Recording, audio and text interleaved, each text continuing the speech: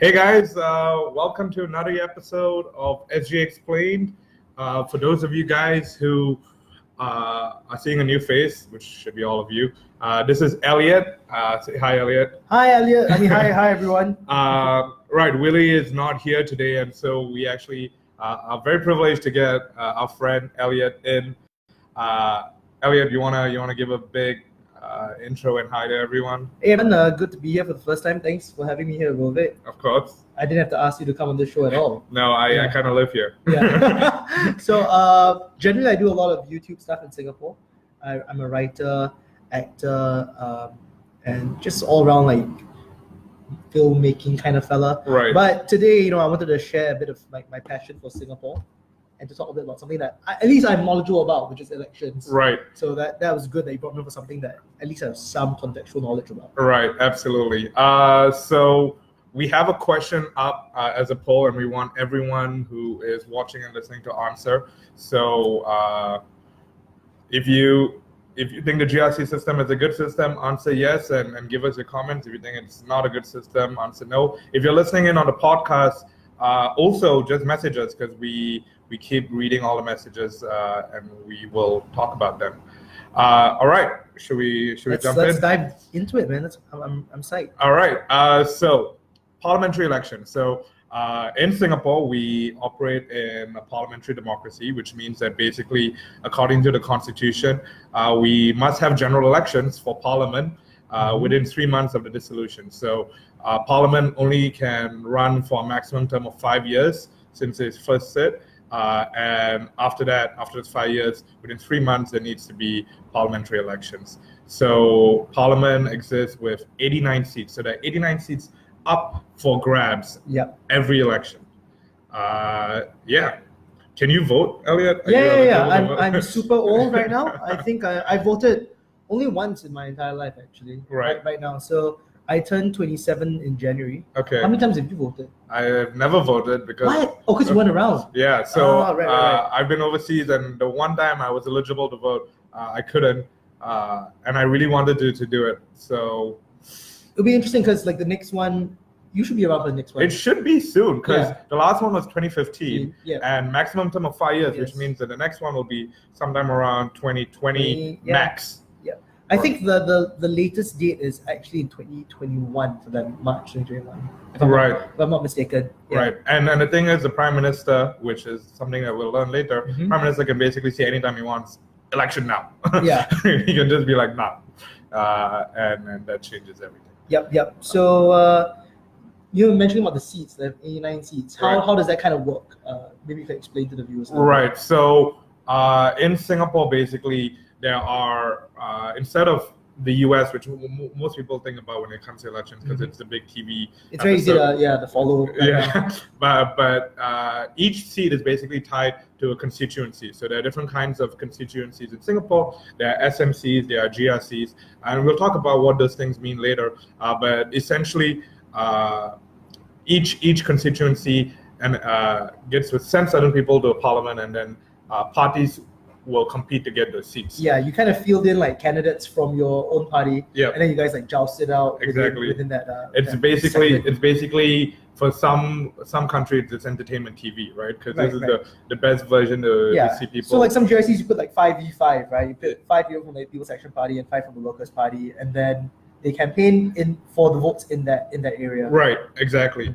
So, okay, before we go into campaigning, which is quite interesting by itself, let's talk about voting. Okay, cool. So who gets to vote? Do you want to take this, Elliot? In Singapore, basically, most important is that you're a citizen of Singapore. Right. So if you're anything but a citizen, you can't vote. No, and you shouldn't, because you need to have a stake in this country. Yeah. I mean, there's a huge stake actually, because for us, I think there's a lot of things that go on the nitty-gritties. But okay, anyway.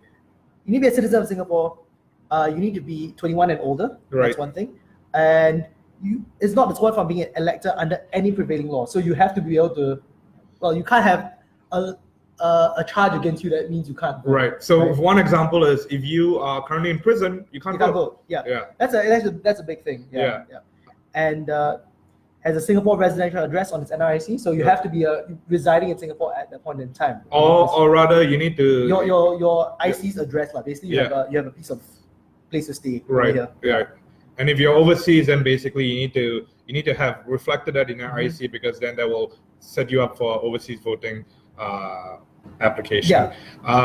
The other thing is that you have to be on the register of electors. So a reason why you wouldn't be on a register of electors, for example, is if you didn't vote in the previous election.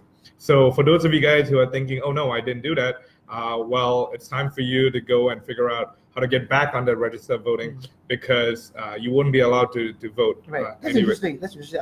I never knew that particular aspect, that if you don't vote once, you kind of forfeit your ability to vote the next time. Yeah, a big part of that is because they want to make sure that you are basically committed to it. And so if you don't vote, then they have to give you some kind of penalty. That way, by making sure that you're struck off the voting list, it kind of gives you an incentive to always make sure that you're voting. So for you, for example, when you were overseas, how did that affect you? So you have to basically write a letter or submit a form that says, you know what, I'm not going to be here during this time, and they'll kind of preemptively make sure that you're not taken off the list. Okay, that's good. That's good. So if you guys are thinking of going overseas for like studies or whatever, just like Rovik, keep that in mind. Okay? Right. Yeah.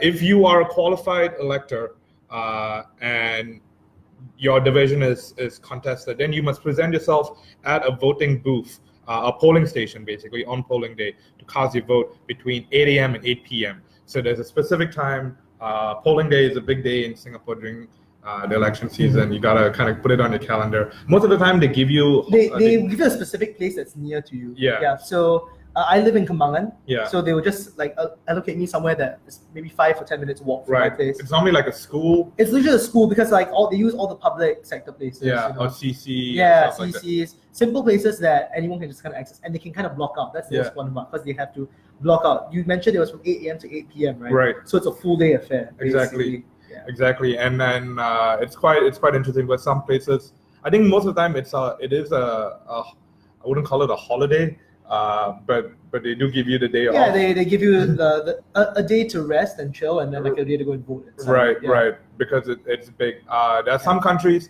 so it's quite interesting that in Singapore they do that, because in some countries it is actually quite controversial that they don't. Yeah. That they don't. You have to take leave and stuff. Yeah. So if you want to vote, so especially for example, let's say I'm in the US and I come from New York, right? Yep. But I'm working in Chicago, right? If I want to vote, technically I have to go all the way back to New York. In Singapore, thankfully, that's not the case. You can vote even if you live in Kembangan and you work in Clementi. What they do is that they give you, I think they allocate you a place already. So actually it doesn't really matter. Where, let's say you're working in Clementi on that day itself, but your voting station's in Kembangan, you still have to go all the way back to that place. Right, but you're given the day off. They're given the day off, so you can stay at home and work. Yeah. You workaholics. Yeah. Exactly. At the end of the election, the returning officer, who is also a celebrity during this period, like I think we remember from the last time, it was a very famous guy. I'm gonna Google this. Yeah, Google his name, because he had a voice that everyone loved. I loved it. Returning officer. Yeah, he basically will compile a list of electors who did not vote in the election. He'll pass a list to the registering officer, but he also take all those votes, find the results, and he'll present that in front of a public media for everyone to listen. So normally this happens around midnight-ish, close to the late part of the night, where basically he starts listing out who has won in every constituency. It's Mr. Yam Ami. Yam Ami, you're right. Yeah, that big guy. Celebrity guy. I love it. He had the best voice ever. Yeah.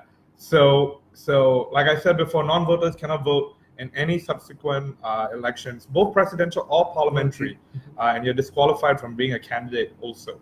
So that's the key thing. If you do want to get your name off that list, then the only reasons, some of the reasons that they have accepted: you're working overseas, you're studying overseas, you're living with a spouse who is working or studying overseas. Yep. You are on vacation, which in that case, unless you pre-plan your vacation way before you knew elections, I would actually be very surprised if you took vacation during elections. Yeah, absolutely. Don't absolutely. do that. You take that free day off and then go for a little party. Exactly. Please don't do that. So apparently you can get that on the list, but there's a little fee involved. Right. Yeah, do you see that? I think it says here, a fee of $50 will impose if non-voters do not have a valid and sufficient reason for not voting. Right. So, for example, if you didn't have any of those reasons you mentioned before, you pay $50 and you're back in the system.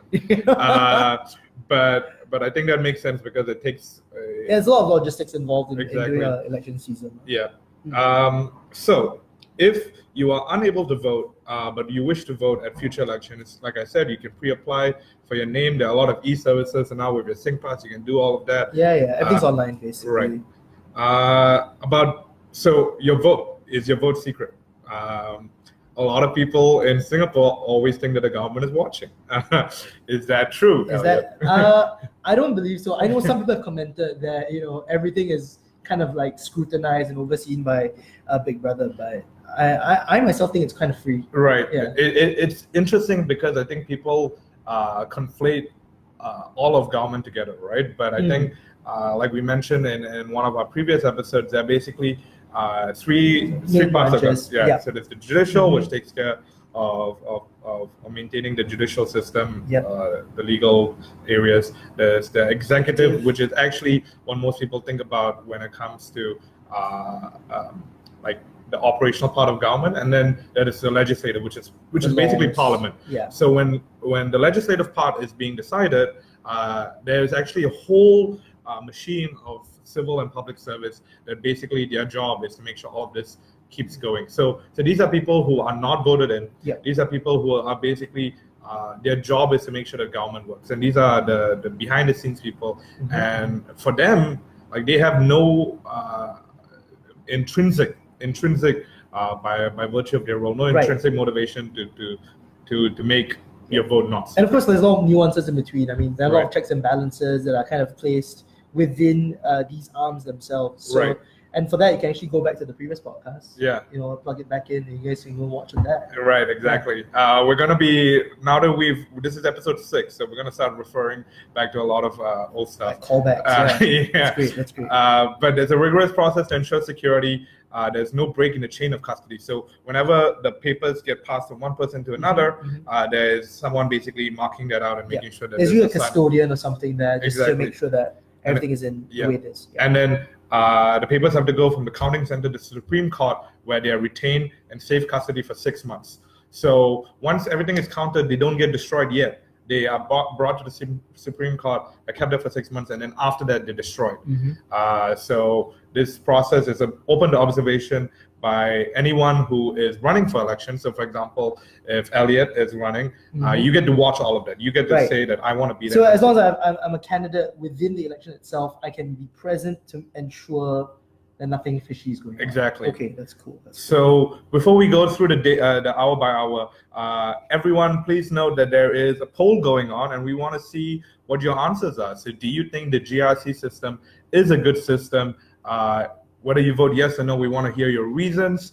Lots of controversy. We'll get into it later on in the episode. Yeah, I think the latter half will be kind of doing a deep dive into what the GRC is, how it operates, and what's at stake for each of these candidates. Yeah.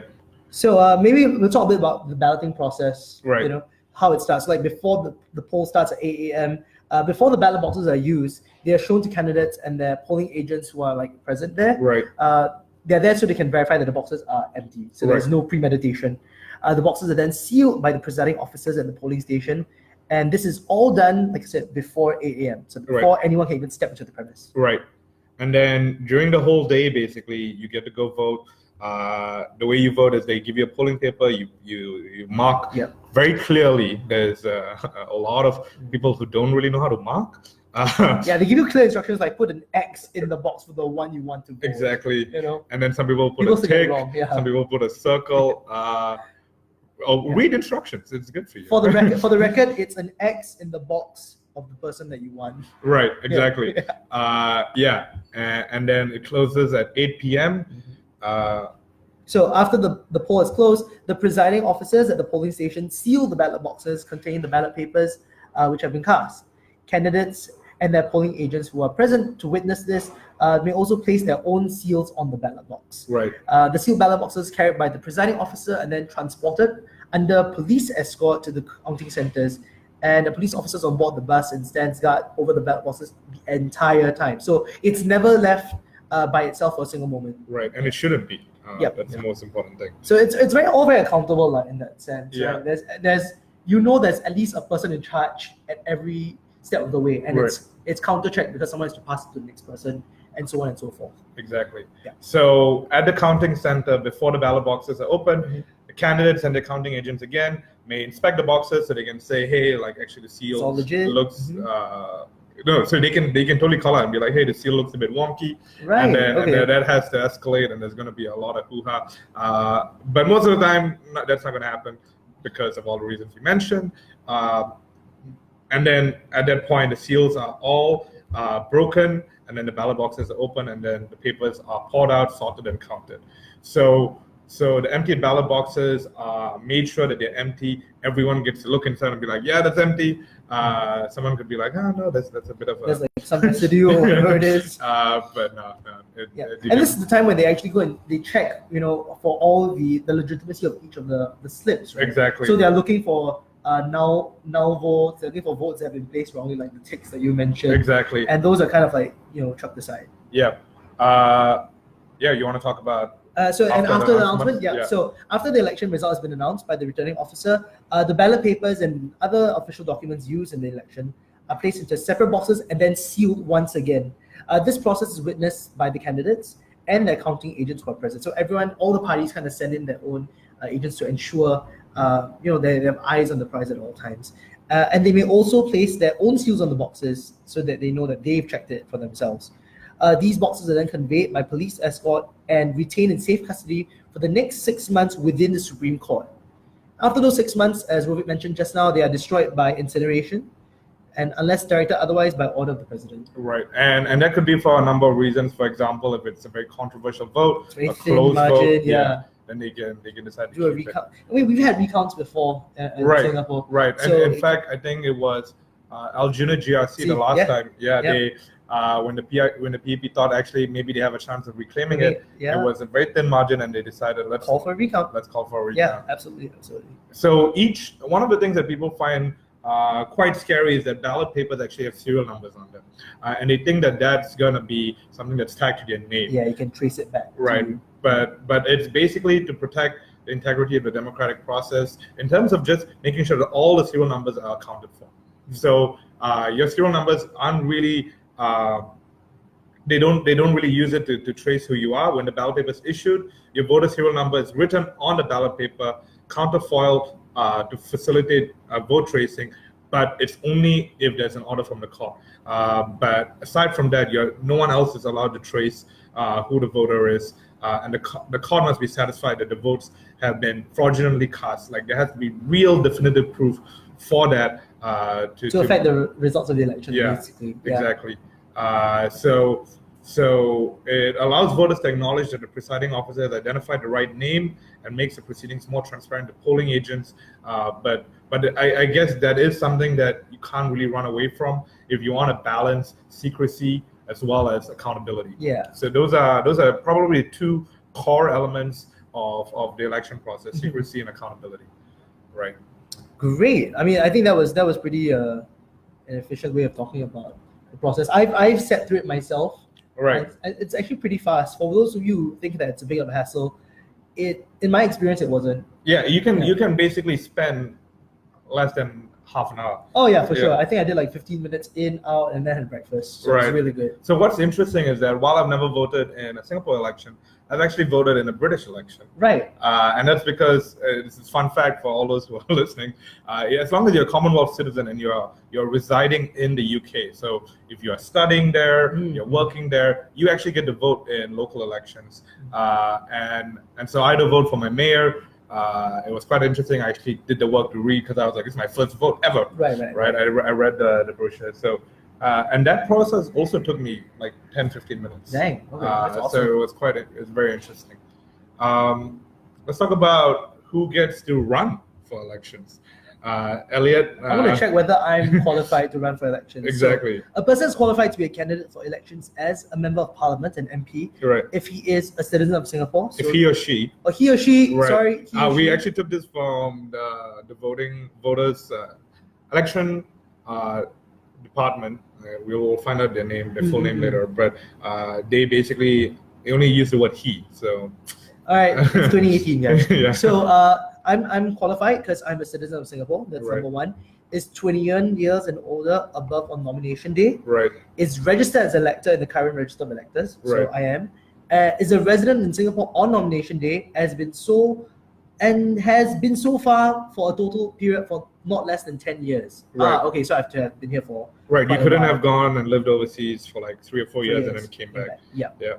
You need to be here for a good long period of time to understand the politics. Right. Is not subject to any of the disqualifications specified in Article 45 of the Constitution. What is Article 45? Good question. We don't have the answer. Yeah. But it's there. It's there to Google. Right. Possesses a sufficient degree of proficiency in all the main languages, or what? Or in one of the 4 main languages. So English, Malay, Mandarin, or Tamil. Yeah, or Tamil. And unless incapacitated by blindness or other physical causes, be able to read and write at least one of the said languages so that he can take an active part in the proceedings of Parliament. Right. So they're saying you have to be literate. Basically. Yeah, exactly. Yeah. And actually, it's we probably will do an episode about Parliament in general. This is purely about elections. But it's interesting. In Parliament, you actually get to choose what language you want to listen to proceedings by. So as long as you know one of the 4 main languages, you're good. Yeah. Oh, that's really interesting. The qualification and disqualifications for membership of Parliament are set out in Article 44. So just now we talk about 45, not 44. 44 tells you if you're qualified. And 45 of the Constitution of the Republic of Singapore tells you if you're disqualified. So 44 is what you need to do to be qualified, and 45 what excludes you. So what includes and what excludes. Okay. So we've already gotten one response on the poll.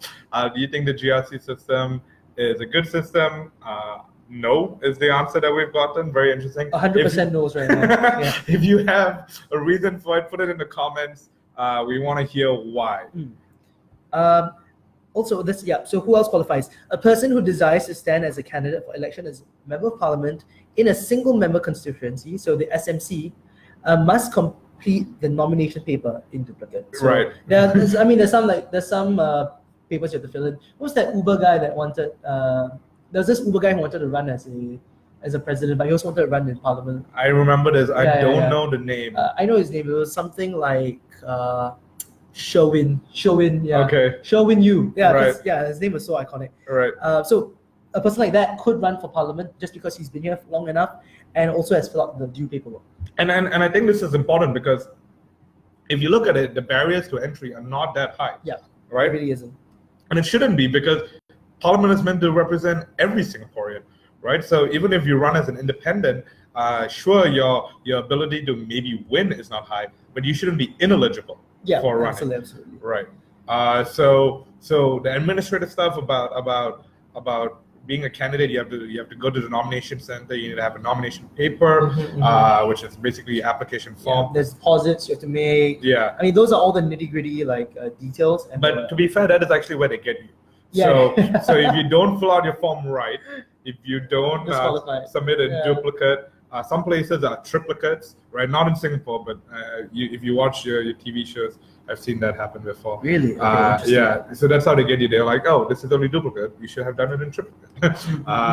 So all these things, you're basically, once the nomination paper is accepted by the returning officer at a nomination center, then you get to choose basically all your stuff, like how your name appears, and you actually get to give a speech as well. That's what I remember. So it's actually very fun to watch during election season. After people will walk out, especially the non-PAP candidates, because those are the ones that people are saying, like, who's actually going to compete. Right. I mean, they're lesser known in that sense as well, right? Exactly. How much TV time do you actually get if you're not a PAP MP, right? Yeah. So they'll go and then they'll give you a big speech, and that's where everyone's like, all right, is this someone who's worth watching? Absolutely. Yeah.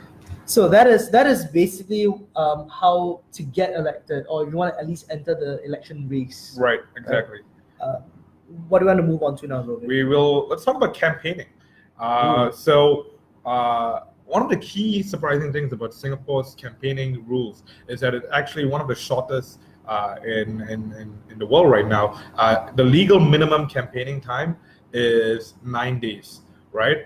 So technically, the government can choose to extend that, but 9 days is actually on the low end. So some places, for example, Canada has a minimum period of 36 days.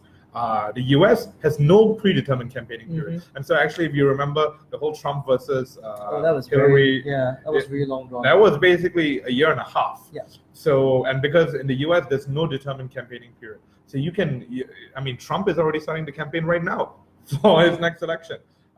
So I think there are pros and cons to it. The pro is definitely like you don't exhaust your voters, right? Imagine if your campaigning period was a year. Yeah. I mean, like the US system is so different because they have to do a whole tour of the nation, you know what I'm saying?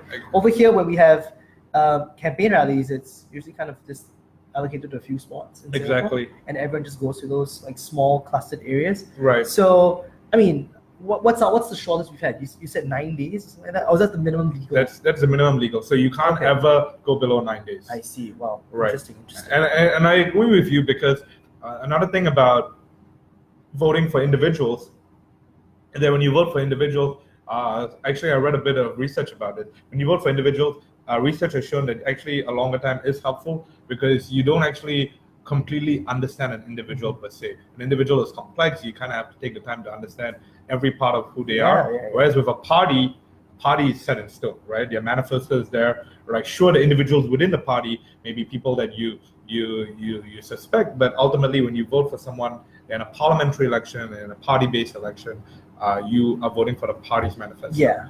So our system is a bit more like the British system as compared to the American system. Oh, yeah. We can talk about that a bit later on. Right.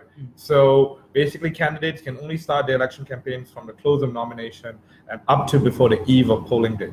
So that's the whole period. And there's this whole part about how it needs to be responsible, dignified. Yeah. We don't do like smear campaigns here. Right. People can't buy, like in the US, you can buy a text on TV and broadcast to kind of like shame your opponents and stuff like that. Yeah. I found it slightly amusing because I'd be having breakfast in my dining hall in the US, and all of a sudden I'll see this gigantic smear campaign being like, XYZ hates your mom. And it's endorsed by so and so, right? Exactly. At the end of it. And then I'll be like, wow, does he really hate my mom? My mom's in Singapore. Like, what did my mom ever do? Right? So, play your mom. Yeah. So I'm pretty happy about that, but and it's actually in some ways the websites actually say that it could even be against the law. So it could be something that you could be brought to court for swearing someone else. Yeah. Over here, it's a really big thing. We don't do that for advertising in general, and we definitely don't do it for elections. Right. Yeah. You want to talk about expenses? Oh yeah. Oh, also one more thing for like polling day. For the campaigning period, there's actually a cool-off day at the very end of it. Yeah, exactly. So you can campaign all the way till the eve of the actual election. Right. Yeah. Because they want you like kind of sit down, let the thoughts simmer, settle down a little bit, right? And then so it's a very strict rule, and any candidate found infringing upon that is going to get a warning. Right? I remember there was a lot of sagas about this because people would post something on Facebook. Oh yeah, and then they say like, oh, that's campaigning. Yeah. I mean, it's gray lines, and in the world of social media, we're constantly evolving, so laws are slowly adapting to kind of figure these things out. So you're mentioning expense limits for the elections. So the maximum amount a candidate can spend on elections in Singapore, this is interesting, is capped at $4 for each elector in the electoral division for an SMC, and $4 for each elector in the electoral division divided by the number of candidates in the group for a GRC. So what does that mean? It means that it's not just 4 per head. In SMC, it's 4 for your one guy. Right. But in a GRC, depending on how many people you're fielding within that party, so let's say you're assigning 3 people to compete, right? Then it's 4 divided by 3. Right. Exactly. And it's actually quite interesting because something that we found out later on is that some research has shown that your voter per candidate is actually much lower in a GRC, right? So for example, if you're running an SMC, you get to get like 14,000 people, for example. Yeah. Whereas in a GRC, maybe you'll get 45,000, but you have 4 or 5 people running. So your voter per candidate is only much lower. Exactly. So your expenses kind of like get skewed a little bit towards the SMC's favor. Exactly. And not only that, actually, it also affects how much mandate someone get voted in, because in a GRC, you actually have much less people voting the same person in. So it's quite controversial. Yeah, you're spending more money for less votes. Exactly. For fewer votes, right? Right. That's an interesting component. And that's so now, since we're deep diving a bit to the more GRC system, if you guys have any comments, please leave them on our page. And you can kind of have a conversation with us, and also the poll is still up. Yeah, and don't worry, the government isn't watching this. We are, and that's all that matters. I'm not the government. I just run YouTube. Man. Right. I'm just chill. Yeah. Yeah. At the end of the parliamentary election, every candidate and its election agent must account for all the expenses. So there is some sort of auditing process within the election. So don't worry, we're not just taking taxpayers' money and going willy-nilly about it. Exactly. Who's we? I mean, no, not me. I ain't the government. Election boundaries. All right, so this is fun.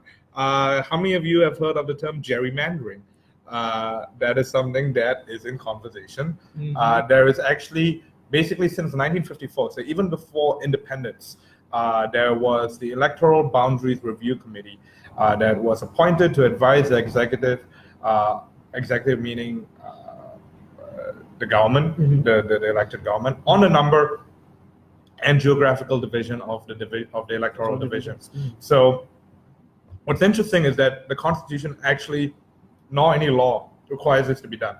But the Prime Minister basically continues to do that as a way, in their words, to maintain recency and It's currency. like fair practice and stuff like that. Sure, but that is up for debate. That's up for debate. Yeah, Right. Yeah. So Maybe I can explain to them a bit what gerrymandering is for people who are not. sure. Yeah. Go ahead. So gerrymandering is basically you're cutting up electoral districts, right? So let's say in Singapore, my GRC, which is like Chai Chi.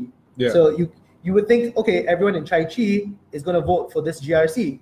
But that's not always the case. Right. Because of gerrymandering, you're cutting into maybe parts of Bedok into Chai Chi, or maybe parts of Paya Lebar, for example, into this space. So instead of just saying like, okay, everyone in Chai Chi, in that small little circle, you don't just draw a simple boundary, you're cutting into various places.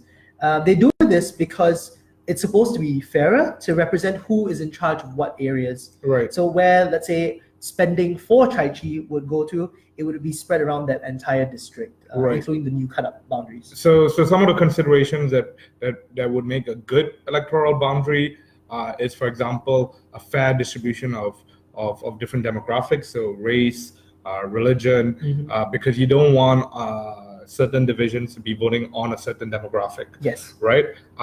There are also things like socioeconomic status, certain things you can't avoid, right? So, for example, the Holland Village area is going to be more or less a higher socioeconomic status. Right. But then, in general, they try to make sure that certain areas it would be good to make sure that they're well distributed.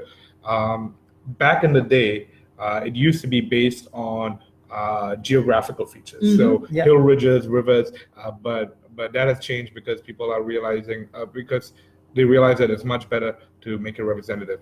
It's actually interesting to for people who are interested in gerrymandering, it's interesting to go and read about and hear about. There's actually some good podcasts out there by Planet Money about gerrymandering in the US, because you can actually go and see the shapes, and you'll see how the shapes evolve from like what looks like a pretty decent shape to like the wonkiest. They really cut it to the street. Like you could be living on one side of the road, and your neighbor across would be a totally different district from you. Exactly. And there are data scientists who basically run models to help parties decide what is the best way. Yeah, and sometimes people call out on gerrymandering because it can skew your voter percentage within any district at a point in time. While initially, theoretically, it's supposed to be used to have fairer representation within any one governed area. Right. Sometimes those lines can be a bit blurred. Yeah. So in Singapore, someone would ask, with so much controversy, who actually decides the boundaries? And it's actually a committee that is chaired by the cabinet secretary and 4 members who are senior public servants. So the key thing though is that all of this, the elections department, is actually under the PMO's office. So while it doesn't report to Parliament, which wouldn't make sense because Parliament gets voted, it still reports to the Prime Minister's office, which some people consider controversial purely because they would want it to be completely independent. So for example, in the 2006 committee, the head of the elections department the CEO of Singapore Land Authority, the Deputy CEO of HDB, and the Acting Chief Statistician of Government. I didn't know we had that position. ACS. These people basically sit on the committee. They are only convened shortly before general elections. So a lot of the work, like we said, a lot of the research, the data that we were talking about, like modeling everything, that is done by the Secretariat of the Elections Department, again, run by the PMO. The committee decides, makes the decisions on what the boundaries are, and then it gives it to Cabinet, and then Cabinet has to decide whether they want to accept it or not. So they can still approve or reject based exactly. on... I see, so, that's interesting. So there's a lot of questions that can be asked about such a process, whether it is actually, is it completely foolproof from political bias, like rigging and all that kind of stuff. And the key thing is, it's important to agree at this point that we don't know. Yeah, right? it's hard to tell actually. Right. I think people who completely put their faith in a process that has these questions need to really ask, like, what are you putting your faith in? One way we can think about it is actually through the lens of like the American system of, you know, their recent elections. We saw Trump, for example, getting less of the popular vote. Exactly, the overall vote. Overall vote, right? So in terms of number of votes cast for him, it was significantly less than for the Democratic side.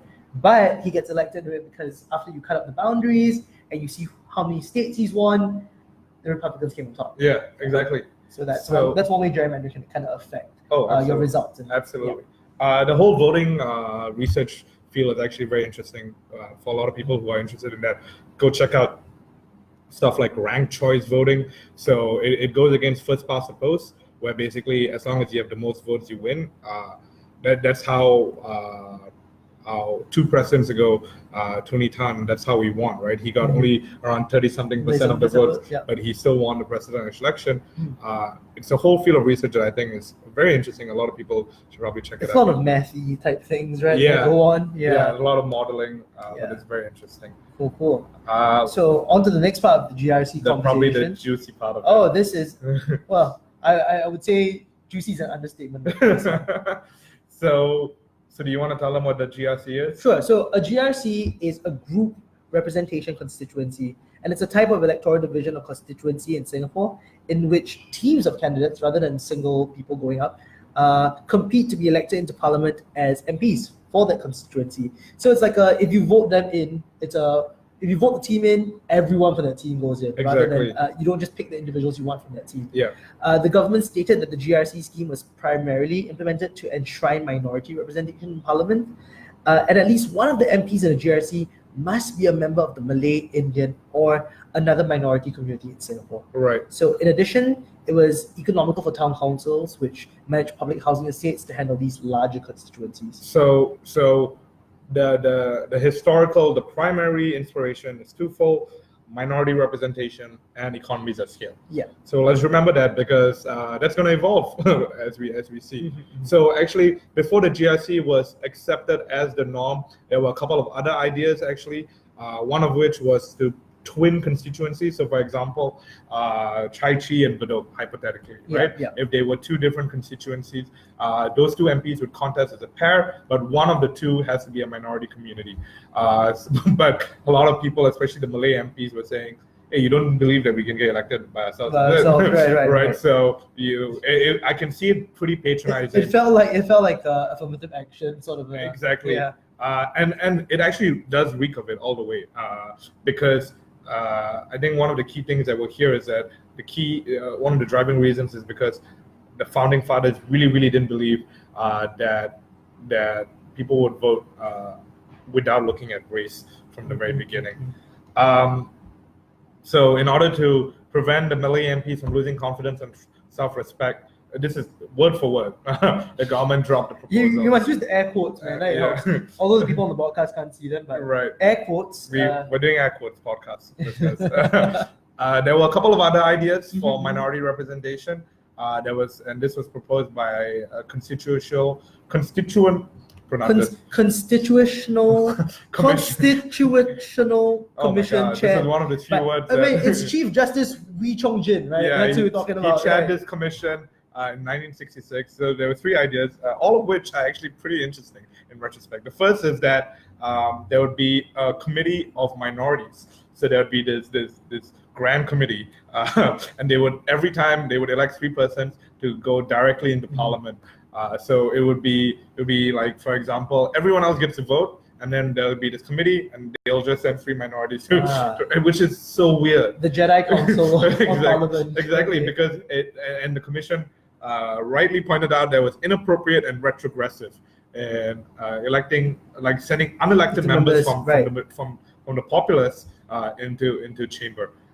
So it felt like a bypass in that sense. Exactly. Is it? Right. Okay. Which again, look, I'm a minority, right? And I want to be voted in on my own merit if hypothetically I was running. Yeah. The second proposal is that proportional representation. So that means instead of doing a GRC system where the GRCs need to have 1 person, it basically says out of parliament, out of the 89 seats. You had selected number of seats that were already reserved for certain races. Yeah. And that kind of reminds me of the ethnic integration quota for HDB. I mean, this was rejected because they cited it could cause more party tensions. Exactly. Right? Between you didn't want to draw the lines of parliament just based on race alone. Exactly.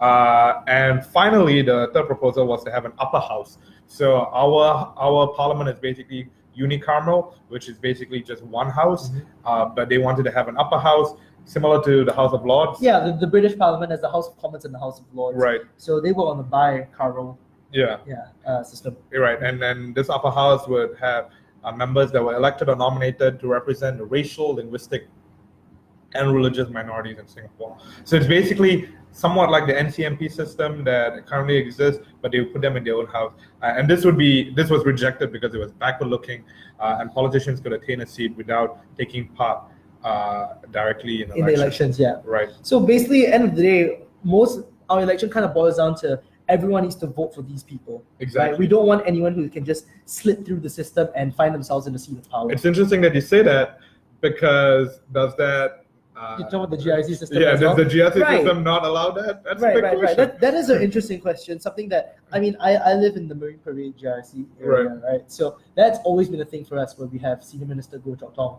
as part of the GRC committee. Right. So it's always been interesting because the people he picks, I always want to vote for the man, but because he has other people around, I have to kind of consider, is my vote worthy of going to that spot? Right. Yeah. So there's a lot of considerations, right? It's number one, within that party, does everyone actually represent the views that I'm voting for? Yeah. But also then you have to think, okay, what about the other party?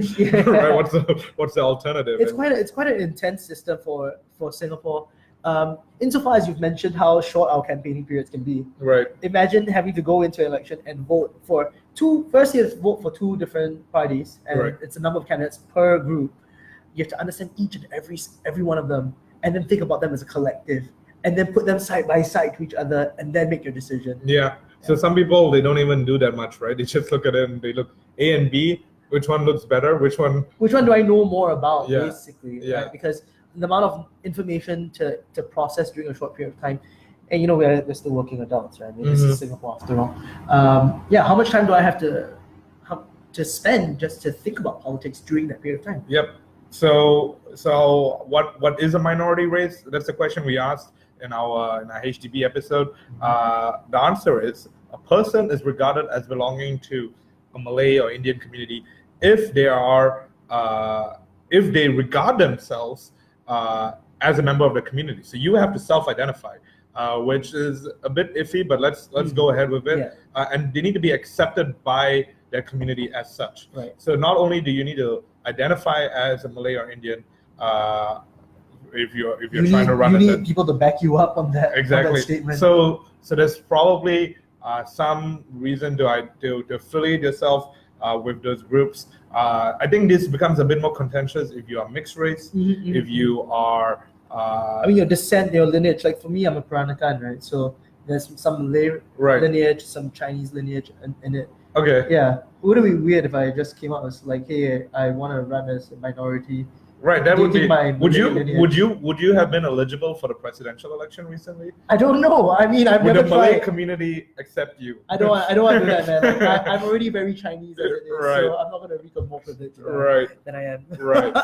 So that's an interesting kind of line, because it's basically a way of saying, as long as you're from any sort of minority and you can identify and prove that you're from that minority, you are eligible. Right, exactly. Yeah. So non-Chinese now. Yeah. Which is the majority. Which is the majority. Yeah. Not let no one tell you otherwise. So the GRC scheme came into effect in 1988, and prior to that, everything was single-member constituencies. So all of this actually falls under the Parliamentary Elections Act, and the Parliamentary Elections Act states that there must be at least 8 SMCs, and that the number of MPs that come from GRCs cannot be less than a quarter of the total number of MPs. So that kind of gives us the context of which most of this must operate in. The exact numbers are actually announced by the president on recommendation by the cabinet. So there must be between 3 and 6 MPs in a GRC, and this precise number is also declared by the president. So, for example, in the 2015 election, there were 13 SMCs and 6 GRCs. Yeah, that's interesting because they don't have to announce it till election season begins. Right. So this actually becomes a bit of an issue if you're from an opposition party. Oh, yeah. Yeah. So again, like, who knows this information? The ruling government. The ruling government will know, Right. and only when it comes to election season, then they'll be like, okay, so we have a total of X number of seats that need to be filled for each GRC. Yeah. And now these opposition parties have to scramble to build these teams or to move people around Right. to fill for these different places. Right. Yeah. And I don't think I wonder if there has been ever a response to this, because I tried looking for it, like whether the government tried to give a reasoning for this. I couldn't find anything. Right. So it does seem like just a reliance on the system as it is, rather than actually providing a rationale. But I mean, like, it says that it's recommended also by the Electoral Boundaries Review Committee. So Right. perhaps there might be something behind the screens that we're not seeing. Sure. And why is it behind the screen? I don't. Let's ask for more. Yeah. If, for example, someone in that GRC, so let's say the elections have happened, and you're in Parliament, if someone from the GRC has to vacate their position, there is no by-election. So basically, the by-election is only required if all the MPs in the GRC vacate their parliamentary seats. Triggered by, air quotes, death or resignation. Right, exactly. So an example is, for example, I remember there have been a number of MPs that had to resign because they went in an affair, or there was some issues of impropriety. But the GRC will continue operating. And I think I actually found that there was Chandran Singh, actually. Let me try to find it. He made a comment about this, and he basically said that the reason for it is because the whole point of the GRC is to maintain a certain level of racial proportion within Parliament. But then, and the way to kind of enable that is to get the GRCs to have their representation. But once you're in Parliament, if you take out someone, even if that person is from a minority race, the overall proportion within Parliament would still be represented. Right, because in the GRC, you kind of have to have a minority race within your party. Exactly. Anyway. I don't know how I feel about that. I mean, I know that for me, that kind of seems a bit iffy. Right. Like, I'm a bit more liberal with that kind of thought. Just going like, okay, it does skew the number of people in the seats. We only have 68 seats in total. So even losing one person can mean a big deal. No, we have 89. 89. Right. What did I say? Did I say 68? Yeah, it's 68. Yeah, 89. 89 seats. Magic number, guys. Yeah. Even loss of one person is quite a big deal. Yeah, exactly. Yeah. Is this kind of counterweighted by the NCMP scheme, do you think?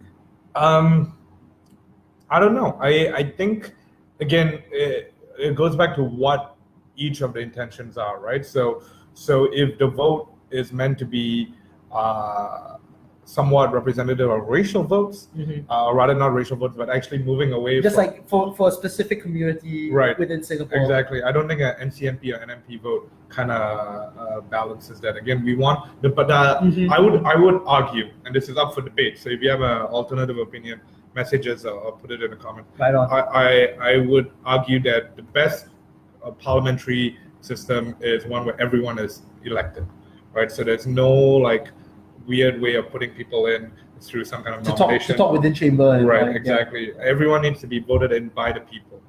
and I think that's the most important thing. So, but some people here, so I don't actually know the exact number, but we have 100% vote on whether we think the GRC system is good or bad. 100 people have said no. There are some possible reasons for that. So these are some of the criticisms of the GRC system. The first is that the electoral system reduces the chance of opposition representation because it's a winner-take-all system. So an NGO group called Marua basically said that it creates a barrier to entry for smaller opposition parties because, like we said before, if they lose, the entire party loses. Exactly, right? and then most importantly, they also need to field that many members, right? So, for example, opposition parties may only be 20 to 30 members large, and that's because Singapore is a small country. Getting that many people, it's so competitive, right? To field not only one 5-member team, but if you want to be in government, then you have to field multiple 5-member teams.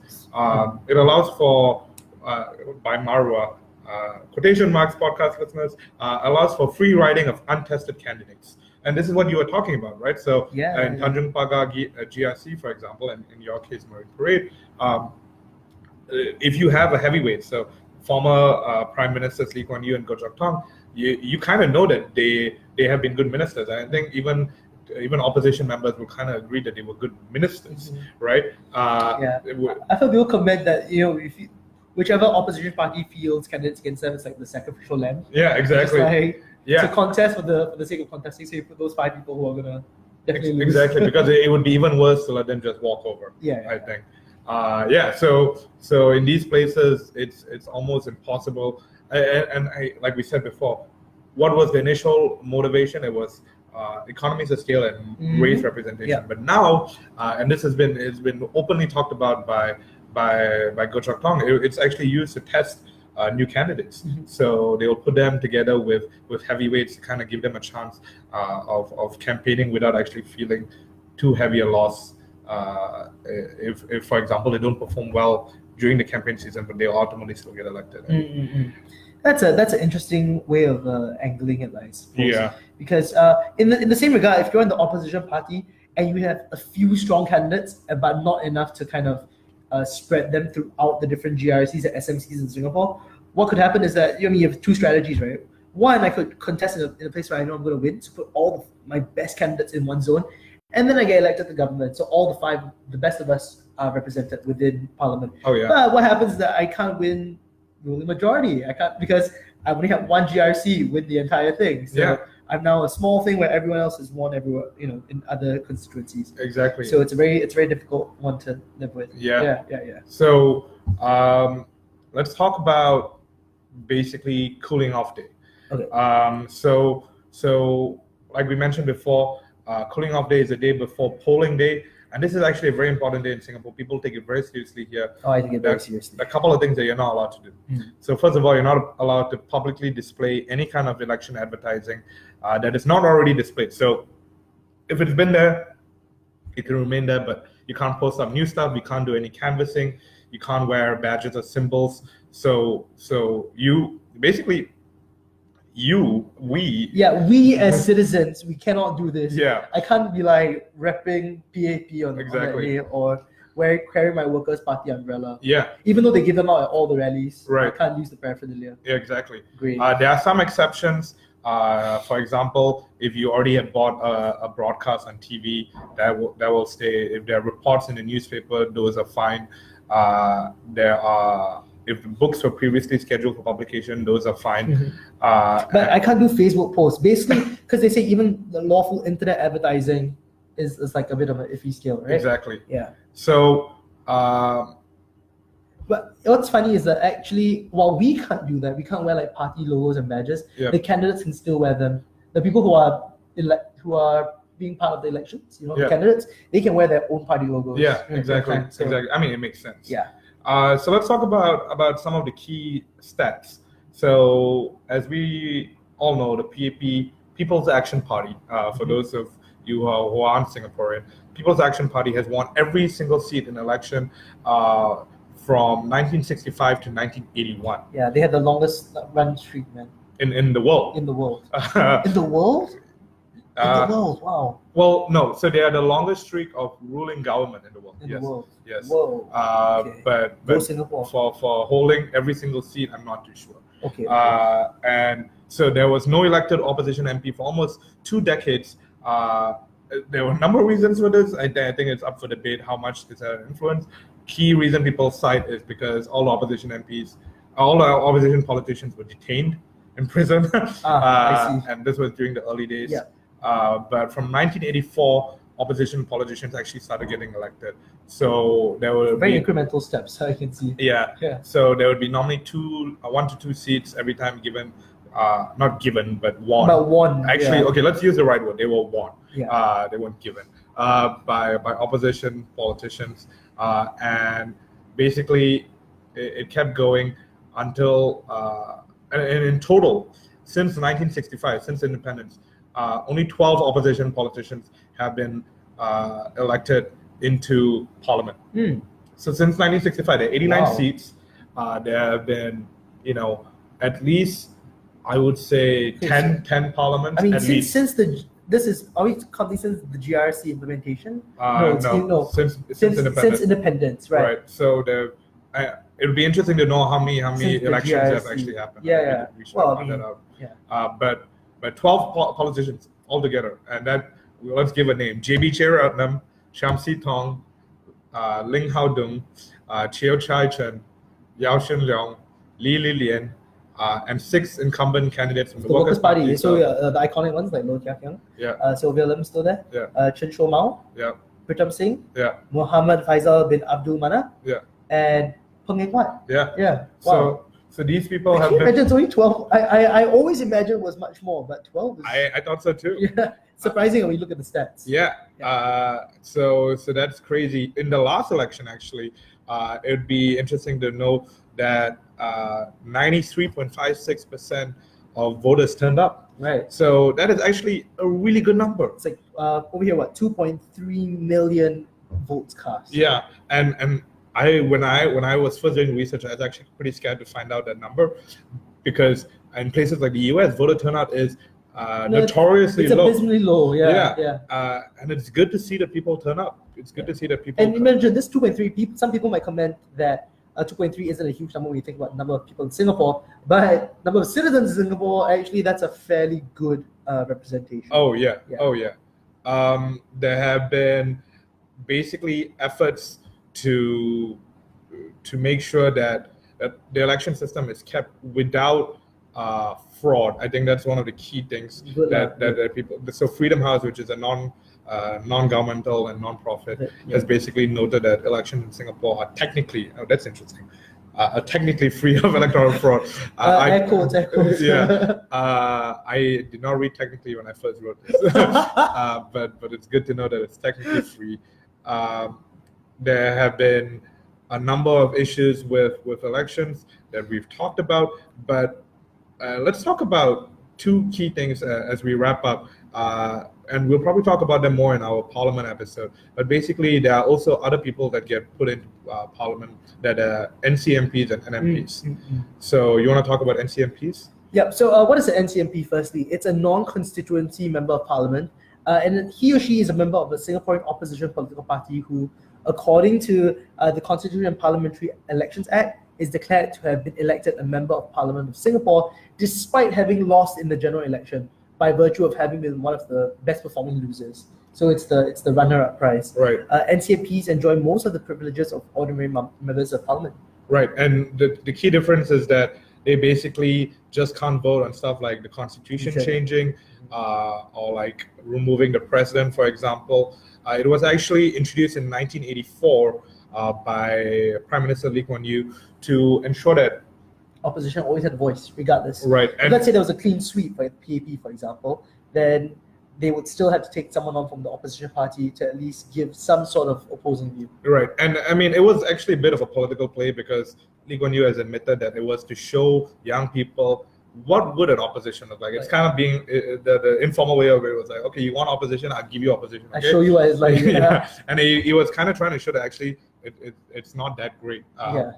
But I think people have. It was really good. Just putting 2 people from the opposition party would start. That's really helpful. Yeah, and I mean, So it's interesting because it's one of the most criticized parts. The GRC is one of the big ones. This NCMP scheme is actually the another one, big criticized part because it's considered undemocratic, number one, like we mentioned so before. It's a free bypass in one sense. But most importantly, even the opposition doesn't like the scheme because it basically says that it makes the electorate feel like, actually, you know what, I don't actually need to vote the opposition in. I can just hope that they get put in by the NCMP scheme. And then the PAP... It kind of devalues and delegitimizes their position there as well. Right? Exactly. So, for example, Lotia Kang very famously said in the last election, if I don't get elected in, I'm not going to take up the NCMP seat. But other people have. JB Jeyaretnam famously took it. Keep Shah, Sylvia Lim have famously taken, and they have raised notable points with regards to different policy issues. But as we mentioned before, they can't make changes on constitutional changes. They can't amend the money bill. They can't do a motion of no confidence, and they can't remove the president. There's also the NMP scheme, and this is meant for people who are not affiliated to any political party. Some celebrities fill that role once in a while. So I mean, not celebrities; they represent the media and entertainment industry. So celebrities. But so, there are even people from the non-profits. From non-profits, So basically, try to take people from different walks of life who they feel can give a worthy opinion or a sort of a different voice. To put the finger on the pulse, basically. So I think that's about all we have for elections. Nice. I feel like we went through a lot, but I also feel like there's a lot more. Because the election process is important to know how it's run. But once you go down to what happens after the elections and what's at stake in the elections, which is your parliamentary side things, it's a whole nother can of things. Oh, absolutely. And I think it's worth keeping an eye out. So like there's a lot of stuff like the controversies and some of the sagas that have happened during elections. We could even do a part 2 on this. Elliot, would you want to come back? Yeah, of course. As long as you didn't find my presence annoying. No, absolutely not. I really enjoyed having you. If you guys liked having a guest host, send Elliot some love. Send me some love as well if you like me. But I'll send you some love later. Don't worry, buddy. Yeah. All right, Willie, we do miss Willie. We actually experimenting. So if you like having more people on board, we are looking at that and give us your feedback. Subscribe to our podcast because if you couldn't catch the whole episode, which it's a very real thing. Facebook Live is it comes and goes. Subscribe to the podcast. You get to listen to the whole episode on your way to work. Where can we find these podcasts? So go to Apple Podcasts and search for SG Explain. We're on there. All our episodes are on there, and you get to find them. We got an update to the vote from 100% no. We are 50-50. It's up for grabs. Anyone wins. Max Chua has said. Hi, Elliot. Oh, hi, Max. And I have good friend Jacob, all the way from Chicago, saying great job, and he sent you love. He sent you love. Good. Appreciate it. Nice. It's always nice when you ask for the love and people send you the love. Yes, it would have been very embarrassing if I didn't. But thanks for having me on the show, man. Bro. Absolutely, I love having you. Hopefully, we'll get to have you back. And for all our listeners and viewers, we'll see you in 2 weeks. See ya. Bye.